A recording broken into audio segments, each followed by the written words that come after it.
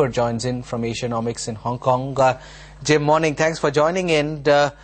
When and how will these rate cuts help? Because the stock market is becoming increasingly quite unreactive to these rate cuts. They don't even rejoice the morning after.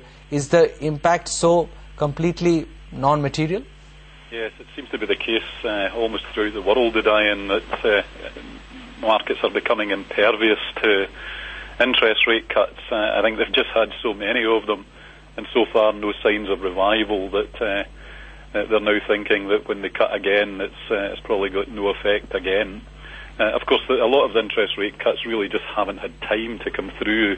Monetary policy acts with a long lag on the way up and with a long lag on the way down. So we might be able to see the impact of these interest rate cuts maybe sometime in the late part of 2010.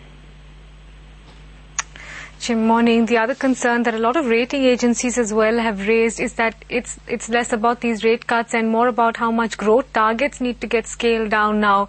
What have you been working with, or how have you analyzed the kind of growth trends we've had in India over the past 2 quarters?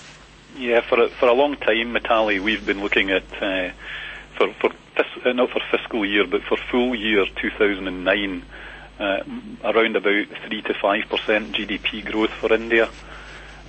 Which of course is significantly below the consensus, and it's been below expectations for a lot of people, including the government.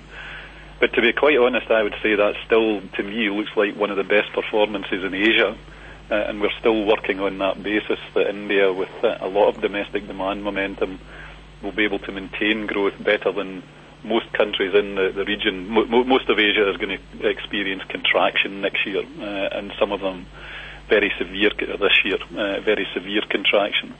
So India escapes that, but it still seems to be a disappointment to the markets, which kind of surprises me that they're still so far behind the curve whenever people start talking about 3-5% real GDP growth. In your opinion, Jim, for us or for any other economy, will any of the action by way of fiscal or monetary measures show up this year? Because the expectations were 2009 might recover towards the tail end. Would you go with that? Yeah, not really. I think this is going to be a very difficult year globally. I think India, as I say, will actually see stabilisation through the course of this year, but it's much more to do with the fact that domestic momentum is still there, and it's going to be difficult to turn that domestic momentum off. By 2010, perhaps some of the monetary stimulus will start feeding through. Of course, on the fiscal side, which everybody seems fixated by at the moment, including in China, where even rumours of a stimulation programme send the market soaring. In our view, the stimulus packages are going to be counterproductive rather than stimulatory through the course of this crisis. And really, the reason for saying that is that the government only spends what belongs to the private sector.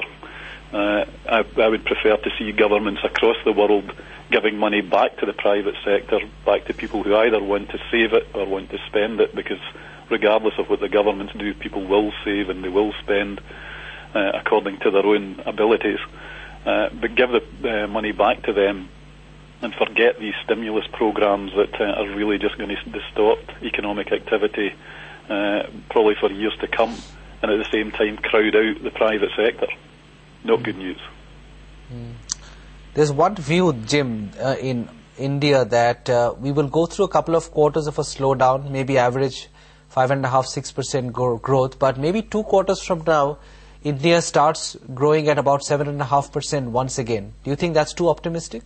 Yes, I think that's too optimistic, Diane. I think people really do need to start bringing their expectations of economic growth for the next half decade back to something like reality and possible growth numbers, given the state of world demand and the state of contraction in global credit, because that is going to be a norm for many years to come. I think what it means for India is that we should be able to see the Indian economy in a 4 to 6% GDP range over the medium term, which I think will be very, very respectable by international standards. But this notion of 7, 8, 9, 10% GDP growth is unsustainable, I'm afraid, for every country in the world over the course of the next, I think, probably even decade. Jim Walker, thanks very much for joining in as always.